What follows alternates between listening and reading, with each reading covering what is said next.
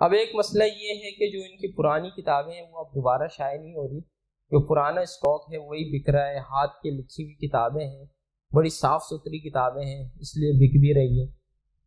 تو ان کتابوں کو آپ ضرور پڑھیں اگر آپ نے اچھے ادب سے روشناس ہونا ہے۔ اور جگہ بھی میں نے بتا دی کہ یہاں کراچی میں آپ کو بآسانی مل جائیں گے، بک فیئر میں بھی مل جائیں گے، تو ان کو ضرور پڑھیں جو نئے ادیب ہیں۔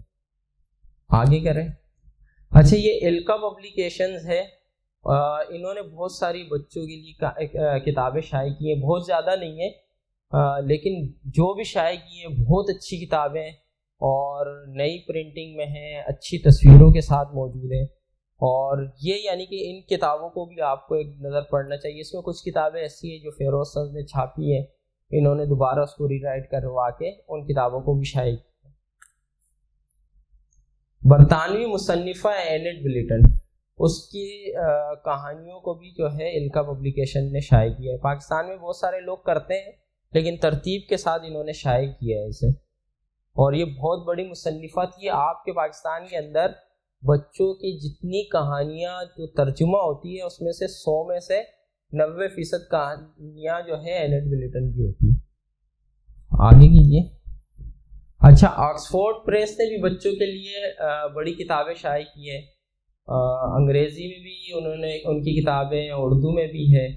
اردو میں مطلب اس میں تھوڑی سی بہرحال آپ کو احتیاط کرنی پڑے گی، اس میں کچھ کتابیں آپ کے کام کی شاید نہ ہوں یا آپ کے نظریات کے اس کے مطابق نہ ہوں۔ بچوں کی چند ایک کتابیں ہیں، بچوں کا ویسے سارا ادب ان کا پڑھنے والا ہے، اس کو دیکھنے والا ہے۔ خصوصاً شان الحق حقی کی انہوں نے ایک کتاب ہے، اس میں ان کی نظمیں ہیں، کہانیاں ہیں۔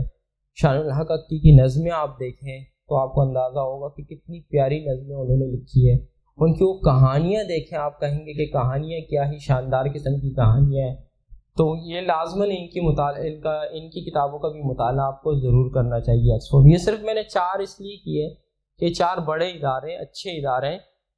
بہت زیادہ کر دیں گے تو ظاہر سی بات ہے آپ کے لیے ممکن نہیں ہوگا، لیکن یہ ایسے ادارے ہیں، ان کو آپ باقاعدہ جو ہے سرچ کر کے ان کتابیں منگا کے اسے ضرور پڑھیں۔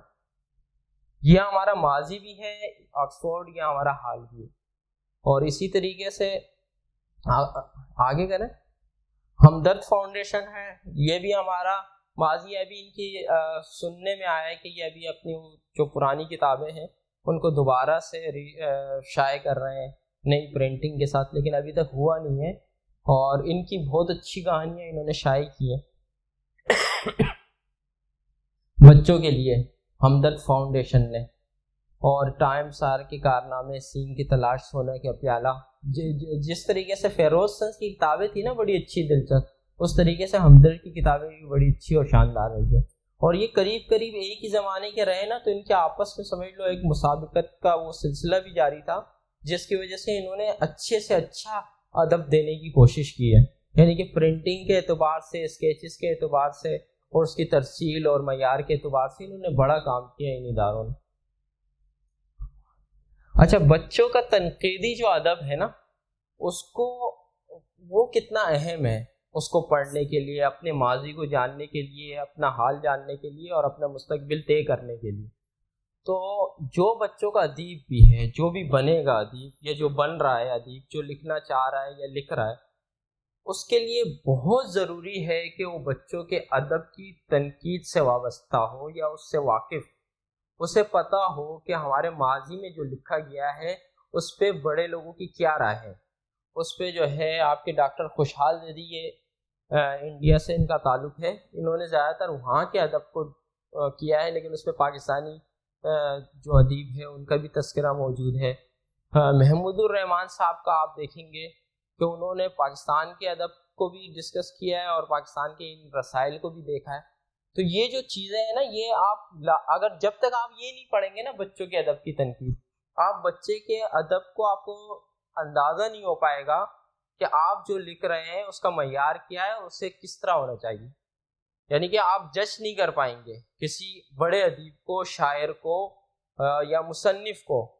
ابھی اگر میں آپ سے یہ کہوں کہ پاکستان کے بڑے ادیب، میں کل سوچ رہا تھا کہ پاکستان کے بڑے 10 ادیب کون سے ہیں، تو میرے ذہن میں گھومتے گھومتے 3 سے 4 نام کے علاوہ نام ہی نہیں آ رہے۔ یعنی کہ میں جب ان کو پچھلے ادب کے مقابلے میں آج کے ادب کے ساتھ اور آج کے ان کے معیار کو سب کو چیزوں کو ایک پورا اس کا تجزیہ کر کے جب میں اس نقطے پہ لا کے سب کو دیکھ رہا تھا تو اس کے اندر 3-4 سے زیادہ نام نظر نہیں آ رہے تھے. تو یہ یعنی کہ آپ کو دیکھنا ہے اور یہ اسی وقت سمجھ میں آئے گا جب آپ اس سے واقف ہوں. یہ اتنی مشکل کتابیں نہیں ہیں. محمود الرحمان صاحب کی یہ کتاب آپ کو شاید کہیں PDF میں مل جائے, نہیں ملے گی تو میں عاقب بھائی کو دے دوں گا, یہ ویب سائٹ وغیرہ کہیں پہ یہ موجود ہوگی. یہ کتاب تو ضرور پڑھیں, اس سے آپ کو بالکل ایک اندازہ ہو جائے گا کہ بچوں کا جو ادب ہے اس کو کیسا ہونا چاہیے اور وہ ماضی میں کیا تھا. اب اس سے جو ہے نا کوئی ایک بندہ کھڑے ہو کے پڑھ لے اور سلام پڑھیں اس کو.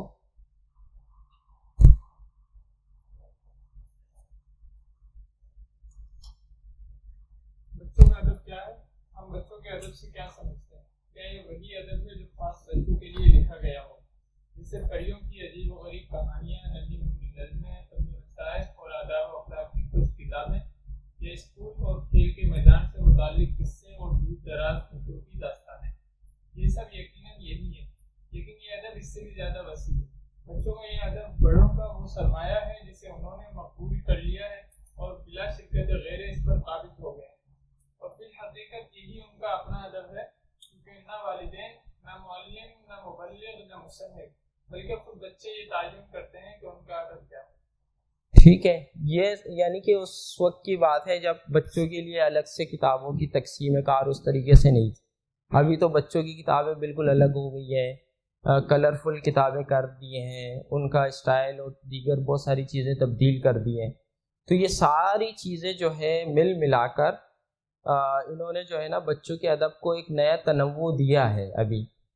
لیکن آپ آج کے دور کے لحاظ سے اب جو ہے نا ہمارا ماضی یہ ہے, میں آپ کو اپنی ماضی کی یہ بات بتاؤں کہ اب ہمارا ماضی ہم بہت زیادہ اس کو یہ بھی نہیں کہہ سکتے ہیں کہ وہ بہت زیادہ خراب ہے. بہت اچھے ادیب بھی ہیں, لکھنے والے ہیں, لکھ رہے ہیں, اور بہت سارے ایسے بھی ہیں کہ آپ ان کی تحریروں کو آپ کہیں گے کہ وہ بہت ہی سطحی قسم کی تحریریں ہیں اور ان میں مزید اور بہت بے تحاشا محنت کی ضرورت ہے.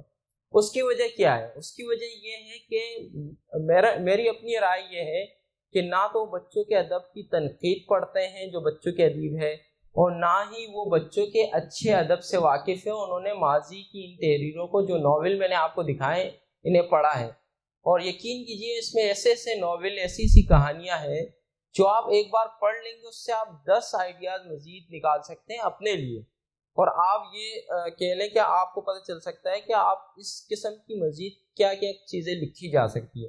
عموماً کہانیوں کے نام کچھ ایسے انہوں نے برحال رکھے ہیں کہ اس سے وہ جادوئی قسم کی کہانیاں لگتی ہیں, لیکن جب آپ ناول پڑھنا شروع کرتے ہیں تو وہ بالکل آپ کو ایک دوسری دنیا میں لے کر جاتے ہیں. تو یہ جو ہے آپ کو ان چیزوں سے واقف ہونا چاہیے, ان چیزوں کو پڑھیں اور ان چیزوں کو سمجھیں اور ان چیزوں کا خیال رکھیے گا آپ. اچھا, بچوں کے ادب کا مستقبل کیا ہے؟ یہ یعنی کہ بچوں کے ادب کا مستقبل وہی ہے جو میں اور آپ طے کریں گے, جو آپ طے کریں گے کہ آپ نے بچوں کے ادب کو کیا دینا ہے. اگر آپ اچھا لکھیں گے, معیاری کہانیاں لکھیں گے, اچھا ادب دیں گے, تو ظاہر سی بات ہے بچوں کو وہی ملے گا, ہماری آنے والی نسلوں کو وہی ملے گا, ہم ہی طے کریں گے. اور ماضی میں آپ بہت سارے ادارے ایسے ہیں وہ آپ کی کتابیں بھی شائع کر دیں گے, 10-20 ہزار روپے, 30 ہزار کچھ لے کے آپ کی کتاب شائع تو کر دی انہوں نے, آپ صاحب کتاب بھی ہو گئے, لیکن پتہ چلا کہ آپ کی کتاب کسی کام کی نہیں ہے, آپ صرف رشتہ داروں میں بانٹ رہے ہیں, ختم ہو گئی کتاب. تو اس طریقے سے نہیں کریں. کتابیں آپ بالکل, جب آپ بالکل معیار آپ کا اس لیول کا ہو جائے تو آپ پھر بھلے شائع کریں یا کوئی ادارہ آپ کا شائع کریں, لیکن بچوں کے جو مستقبل ہے وہ آپ کے اپنے ہاتھوں میں. جس طریقے سے آپ اپنی اس کے ذمہ دار آپ ہی ہوں گے. یعنی کہ آپ یہ تو ابھی کہتے ہیں نا کہ ہمارے بزرگوں نے یہ کیا ہوتا تو آج یہ ہوا ہوتا, تو وہ قصوروار ہے. اسی طریقے سے مستقبل میں اگر بچے آپ دیکھیں کہ اچھی کہانی نہ ہونے کا رونا رو رہے ہیں تو اس کے ذمہ دار کوئی اور نہیں, آپ ہوں گے اور میں ہوں گا. تو یہ بات یاد رکھیے گا. اور ایک آخری جو چیز ہے وہ جو ہے نا اپنے پلو سے باندھ لیں آپ لوگ, اور اس کو لکھنا چاہیں تو لکھ بھی لیں کہ یہ جو ہے نا معیاری ادب کا مطالعہ کرنا ہے, غیر معیاری ادب سے اور فضول ایسی کتابیں جو آپ کو پتہ ہے کہ اس کے اندر کچھ ہے نہیں، آپ نے 2-4 کہانیاں پڑھ کے اندازہ ہو جاتا ہے، اس پہ اپنا وقت ضائع مت کریں. اچھی اور معیاری کتابیں تلاش کریں. وقت کم ہے آج کے لحاظ سے، آپ کو ان چیزوں کو فوکس کرنا، ان چیزوں کو پڑھنا ہے جو اچھی اور معیاری ہے. غیر معیاری ادب سے بچتے بچاتے ہیں. جو 4 میں نے ادارے بتائے ہیں، ان 4 ادب بک فیئر لگے گا، ان اداروں کے اسٹال بھی لگے ہوں گے، نہیں ہوں گے، ان اداروں سے رابطہ کریں، کچھ بھی کریں، ان کتابوں کو حاصل کریں، ان کتابوں کو پڑھیں اور ان کو پڑھ کے تجزیہ کریں اور دیکھیں کہ آپ ہمارے آج کے ادیب کیوں نہیں لکھ رہے ہیں ایسا. کیا آپ ایسا لکھ سکتے ہیں؟ لکھ سکتے ہیں تو لکھیں. تو اس طرح کی چیزیں سوچیں. اس کے حوالے سے معیاری ادب اور ادیبوں کا مطالعہ، ادیب کے لحاظ سے بھی مطالعہ کر سکتے ہیں. جیسے آپ نے کہا کہ مجھے سراج انور کی کتابیں پڑھنی ہیں. سراج انور بہت اچھے ناول نگار رہے ہیں، کہانیاں لکھی ہیں انہوں نے، اور آپ نے سراج انور کی کتابیں تلاش کرنی شروع کی اور آپ کو پتہ چلا فیروز نے تو پورا کلیکشن چھاپا ہوا ہے یا فلاں ادارے نے پورا کلیکشن چھاپا ہوا ہے، تو آپ ساری کتابیں ان کی حاصل کر کے ان کا مطالعہ کریں. بچوں کے ادب پر ہونے والی جو تنقید ہے، ابھی میں نے جس کا پیچھے ذکر کیا، اس کا مطالعہ ضرور کریں. اس سے آپ بہت وسیع طور پر بچوں کے ادب سے واقف ہوں گے اور آپ اندازہ نہیں لگا سکتے. آپ سمجھیں گے کہ آپ کے ہاتھ کیا خزانہ ہاتھ آ گیا ہے کسی بھی چیز کو پرکھنے کا. پھر جب ساتھی رسالے میں آپ خط لکھیں گے نا، وہ خط پورا ایک آپ کا مقالہ ٹائپ کا ہو جائے گا. اتنا اچھا آپ اس کا تجزیہ کر سکتے ہیں تنقید کو پڑھ کر. اسی طریقے سے یہ بات پھر آ گئی کہ غیر معیاری ادب پڑھنے سے احتراز کریں. یہ لازماً کریں. اگر یہ نہیں کریں گے تو خراب چیز، غیر معیاری چیز پڑھیں گے تو ظاہر سی بات ہے پھر غیر معیاری لکھیں گے، اور اس سے بچنے کا